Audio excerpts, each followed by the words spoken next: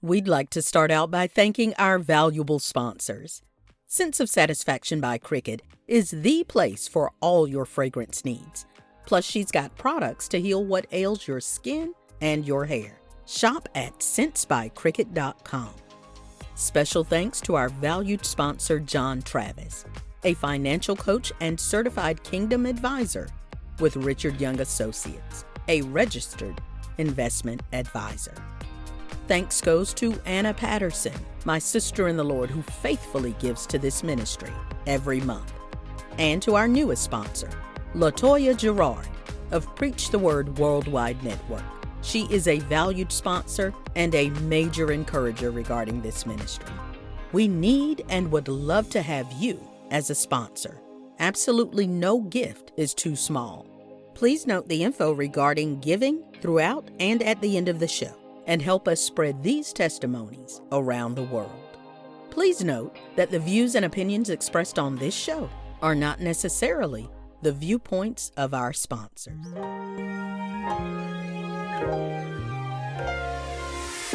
It's time to hear the story, make the connection, learn the lesson, and gain the wisdom. Are you ready? Let's get charged and be changed. The SisterSpeak+BrotherBreak show. Conversations on grace, healing, and deliverance. This is Marcy Bush. Come on, let's journey together. Of people, the symptoms are so wide, because I've never heard anybody talk about the, burning skin or and I'm sure there are, and I probably know people. You never heard anybody talk about the bullous lupus? Nope. I had never heard about that. Now I've heard how it affects a lot of people's kidneys. I've heard, about the low platelets, stuff like that, but I've never heard of, the skin burning. And you said it was peeling a lot and blistering. And so you had that going on the outside. And then your kidneys acted up again because you said your kidneys had started shutting down. When I first was diagnosed with lupus. And they got it settled with, medicine. Being in that hospital 2 months. What can you kind of just take us there? I know you said you were in pain. Yeah. You were on morphine. You could call the nurse, so were you able to get up and walk and everything and move around? Okay. Really? Really? I had to, it got so bad I had to use the bedpan. Okay. Okay. It got really rough that year. Were you able to, because I know some people that that are kind of bedridden for a while, have to then go to rehab. Did you have to go to rehab? See, when I first they told me I could come home, they wanted to send me to a nursing home. It was that bad. Okay. And then my sister said, "I'm a nurse. We got plenty of nurses. We're gonna take her home and let the rehab come to the house." Okay. So I was glad with that. Yes. I was crying like, "Baby, I can't go to no nursing home." Oh. So they took me home. I had physical therapy come out and a nurse come out for a while. And again, that support system. Yeah. Because sometimes I believe too, especially when you're fighting so just to maintain, you sometimes don't have the strength, the mindset to advocate for yourself. I did. You said it. Because you're just trying to make it. You're trying to hold on. So it's important for those around you to be able to speak with you and then speak for you if they need to. Right. So what a blessing. Yeah, it sounded like you were surrounded by angels. A lot of. Yes. Because it is a sacrifice. And then my little sister, she got married and had her own kids. I said, I'm just getting too much for her. She's sticking it with me. Yes, that's good. That's what love does. That's what love does. Because had you not had people fighting for you, I would have gave up. I know I would have gave up. especially after my mom passed. Right. Well, I'm grateful for your family. I am. And there's so many people who don't have that. Yeah, I couldn't imagine. Yeah, because like I said, some people don't even know.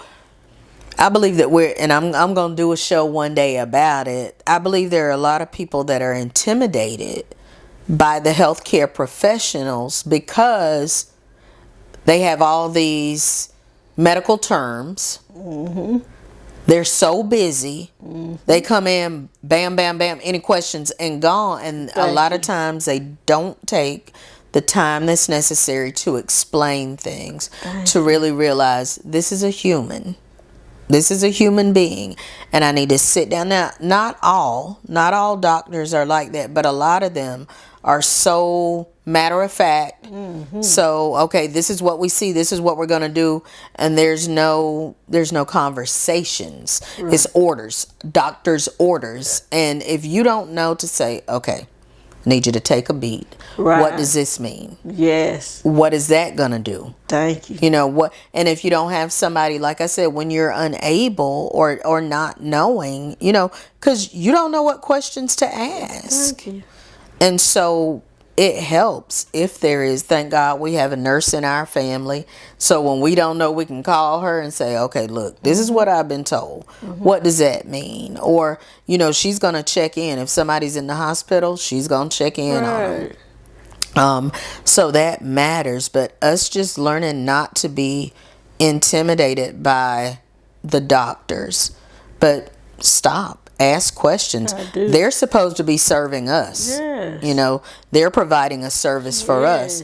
But if we're not careful, we treat them like they're the king, and what they say is, it goes. Yes. But sometimes we have to just ask. And so you said over time, now you do? Oh, yes, I do. Like you said, at first I was kind of standoffish. I asked my sister everything. I said, ask the doctor. And then I could explain to you more too, but you got to ask your doctor what's going on, Pick out your body, know what's going on. That's good. 23 years, I'm a pro now. Okay. Okay, so it's been 23 years with this. Wow. And so, like you say, you've grown, you've changed. You were able to probably regroup and then even see from some of the mistakes that you made in the beginning. Yes. And say, okay, that didn't work. Let me try this. Yes. So 2015 was in the hospital that time, dark, didn't know. You came out and you said your family, again, surrounded you, provided that support in the form of, emotional support, but also hands-on physical care. Right. What did 2015 to 2017 look like? Was it still rough in the middle? Because I know you're saying 2017 is when you had the heart attacks, right? It was good. It was stable. Well, what they call lupus, not active. So my lupus wasn't active. Okay. Where this heart condition came from, it just came out the blue. And how did you know to get that checked? What happened there? I was home, and I couldn't sleep, and something woke me up. My chest had a tightening. So my little cousin, I call him my son, he lived with me.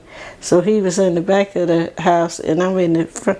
And so I said, I got up, I was throwing up everywhere. I said, oh my God, I had to get Darius. So I went back there, I said, Darius, go get your mother. His mom stayed further up. And then I called my sister. She said, call the paramedics. So I called the paramedics, and they came in and, took my vials and all that and took me to the ER. And then the ER is where they told you that you were actually having a heart attack? They gave me some nicer, The nitroglycerin? Okay. And were the heart attacks did it happen closely, or did you go back home and then have another heart attack? Yes, they find a blockage. They do the CAT scan. They find a blockage, so they put a stent. Okay. So after 3 days you go home. Okay. And build yourself back up. Okay. Then about a month later, I was down there at the park in New Orleans. I was walking, and I said, oh my God, I feel bad. So I said, I better get home. I couldn't even stop at the store. So I went home and I sat on my sofa and I called the ambulance myself. I called the ambulance myself. So you drove home? Yes. Wasn't that God? Nothing but. I made it home. Nothing but God. I made it home. So you were walking alone at the park? Yes, I was walking alone.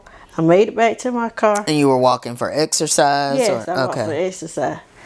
And I said, I feel bad. I got my heart is not feeling right, so I got to get out, go home. I didn't stop. I used to stop by the store. So I went on. I said, I'm going to make it home. Time I got in the house, I got my phone and called the paramedics. Okay.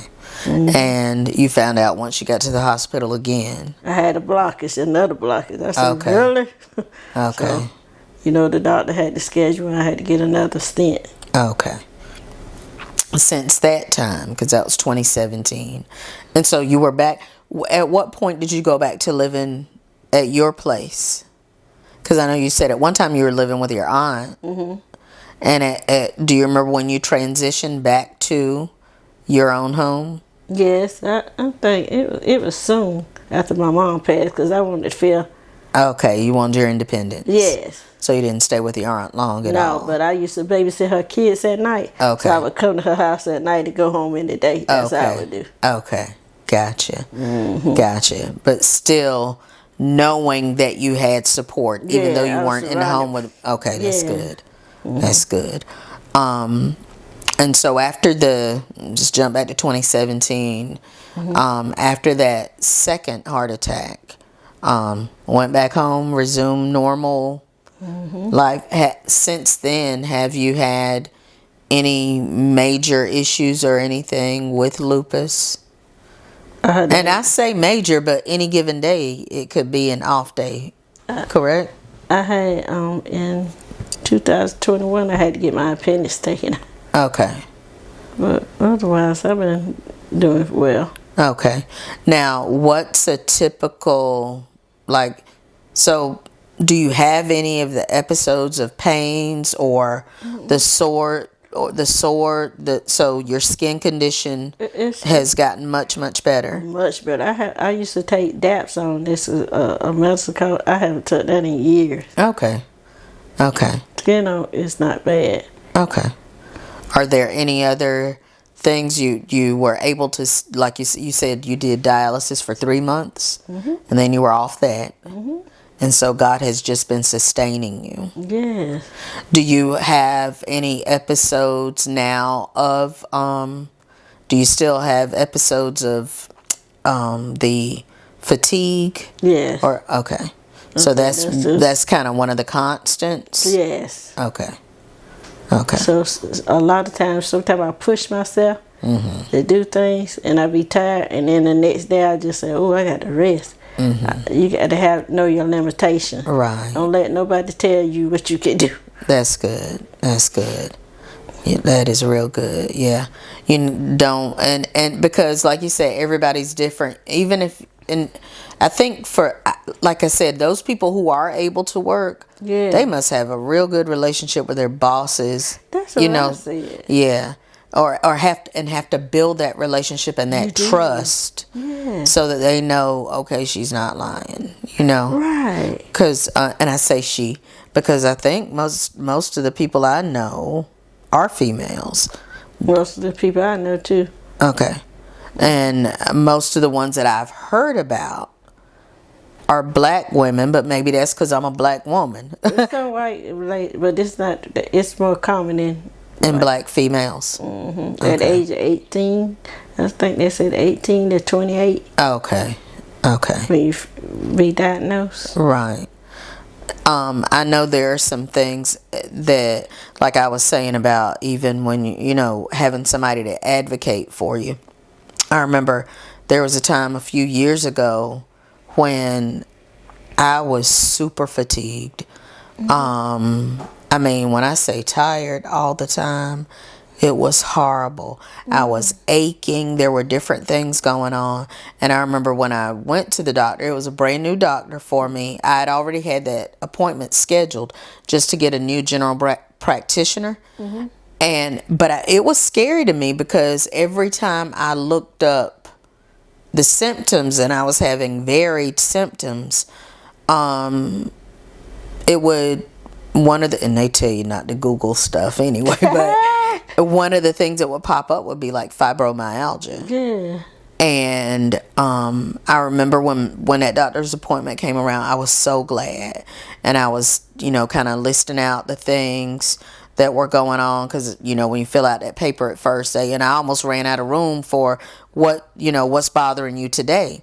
And when I went into the doctors, when they took me back in the room, and the nurse comes in first and kind of asking questions, and so she was like, is there anything that is going on today? And I was like, well, yeah, I wrote it down, but I started telling her, and she was like, oh, well, she's probably going to only deal with, like, what's the, and I'm like, I'm experiencing all of this, and I don't normally. And it was kind of like they were shutting me down. So then even when the doctor came in, it's kind of like she kept shrugging off what I was saying. And I'm like, ma'am, I know I don't normally feel this way. Right. I don't normally go through this. Because she was getting ready to go out, and I'm like, I was not satisfied. And, I told her, I said, all of this somehow feels related. And finally, she started listening. And this was a black woman. So I was kind of really put off, because I'm wanting to say, sister, come on now. If, you ought to be able to tell. I'm like, I got in my head, I'm saying, I got insurance. Why are they treating me like this is what I felt like? And she finally, something clicked. And before she walked out the door, she said, do you have anything, is there anyone in your family with an autoimmune disease? And I said, not that I'm aware of. But at that point, I knew she heard me. Right. Now, thank God, all it was a vitamin D deficiency. Oh, good. But it was very, got low. Yes. And it mimicked an autoimmune disease. But just through those few months that I was going through that, it made me feel really, it was horrible. There were days I worked 20 minutes away. There were days I had to call in because I knew I would not stay awake long enough to drive to work. There were times when I got out of bed and went to the bathroom, and next thing I know, I'm leaning on the counter, falling asleep. So, and that's from a vitamin D deficiency. Who would ever think?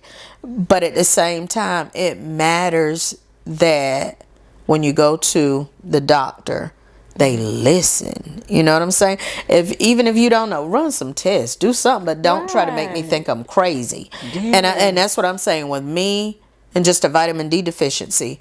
If it's someone who does have lupus, has not been diagnosed, and they go to a doctor that's not on the radar, that's a bad feeling. Yes.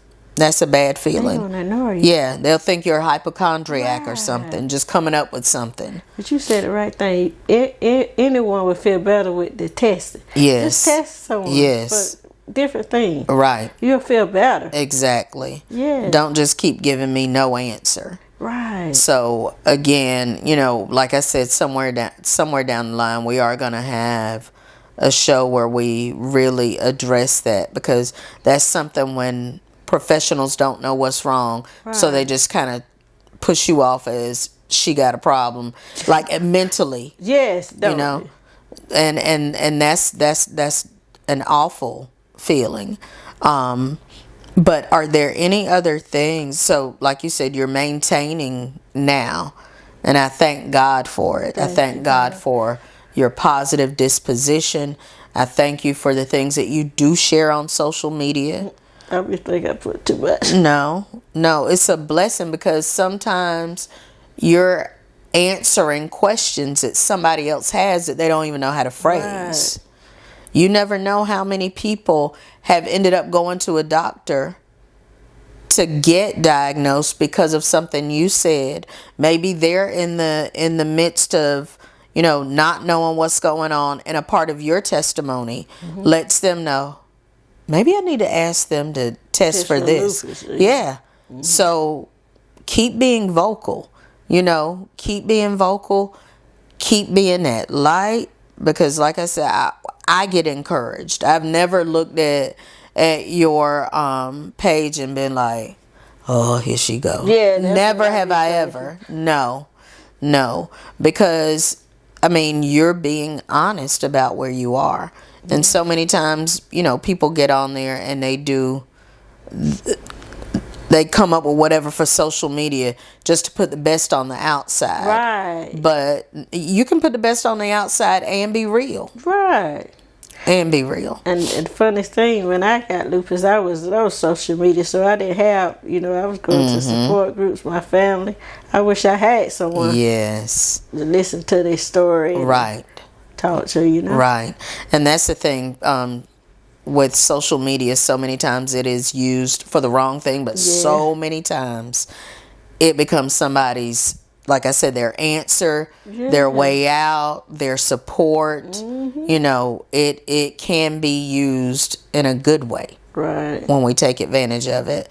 Well, is there anything else regarding, so we didn't say lupus, is it incurable but manageable? Yes, it's incurable but manageable. So you just have to continue to take the medicines you're given, continue to have that support, keep the stress levels down.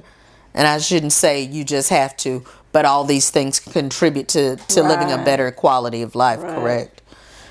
Now, are there anything that you would like to, are there any things that you would like to say to our guests, to whether it's someone who is fighting lupus or whether it's the family member of someone? Just take a minute and whatever you'd like to say, you can. I think you got to believe, accept God as your Savior. Yes. I didn't realize what people meant with that. Yes. And that's another thing. When I said, God, I accept you as, I always believed in God. You know, I love God, know it was a higher source, but I began to accept God as, you know, my Savior. Yes. And Savior God and Lord. First. You can challenge anything. Yes. I'm living proof. That's good. That's good. Because some people, I mean, and He may heal some people from it, because God can do what man can't. So He may heal, or He may give you the grace. Right. If he's put you in it, He's not going to allow it to take you under. He will walk you through that thing. And you are a wonderful example. Yes. Of holding God's hand, walking through this thing. Yes. And so we thank you for your courage, your tenacity, your strength. Thank you. We do a little segment called At the Core. Oh, God. And it's just me asking you some questions. I'm not going to say they're not deep. They may be deep, but it's just what you think, you know. So, let's see. Let me see here. I looked up a few before we started. What can you do today that you were not capable of a year ago? And this has nothing to do with lupus, or it can, but it's not confined to that. So, out of your life, what can you do today that you were not capable of a year ago? Good. Exercise more. Okay. Child, you need to pray that over me, Lord. Do you think crying is a sign of weakness or strength? Strength. Elaborate. I know I said at the core and it's usually fast. I think you need to get it out. You need to get it out so it can make you stronger. Okay. Let's see.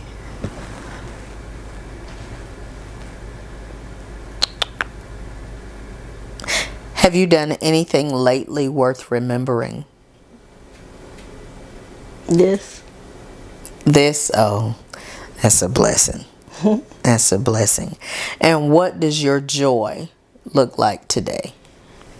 My family, my good health, my family. And I love my small cousins. They bring me so much joy. Small kids. Good. Yeah, that's good. Well, Leslie, I did not know. Well, first of all, I didn't know I'd be doing this until a couple of years ago. Well, thank you. Was nothing that I had any idea about. And then once the Lord gave me that task, I started thinking about different people. And then there were some, like I said, you and I haven't seen each other in years and years. And it was one day I was on social media and I'm like, she's got, and it wasn't just when I reached out to you. Oh, yeah. I thought about you before. Okay. And I try to wait on the timing of God. That's right. Yeah. And so when I asked, you accepted. And I'm so glad that you did, because I always say about this, because of the formats that we put it out on, many, many years from now, people will still be able to access this story and get help from it. And so you need to know whether anybody inboxes you or not, whether anybody stops you on the street or not, you are a living example. And your testimony does change lives. So don't sit on it. Don't sit on that testimony. It's going to encourage someone. It's going to compel someone. There are days when, I'm like, oh, I'm just so tired. And I'll think about you. Or I'll think about somebody else that I know is really pushing through. And I'm like, Bush, get it together. Right. And so thank you for the example that you are. Thank you for the advice. Yes, ma'am. And thank you for joining us for the Sister Speak Brother Break show. Like I always do, I encourage you to share this with someone. It may be someone that you share with directly, or just share in general over social media, because you never know what part of somebody else's story will help someone with their journey. So please share. And next week, same place, same time, join us again for the Sister Speak Brother Break show. Be blessed. Thanks so much for joining us today. If you've been blessed by today's show, feel free to let us know. And if you'd like to sow into this ministry, become a sponsor, or contact us, you can reach us at 803-221-0169. Or you can email us at the ssbbshow@gmail.com. Let's continue this journey together.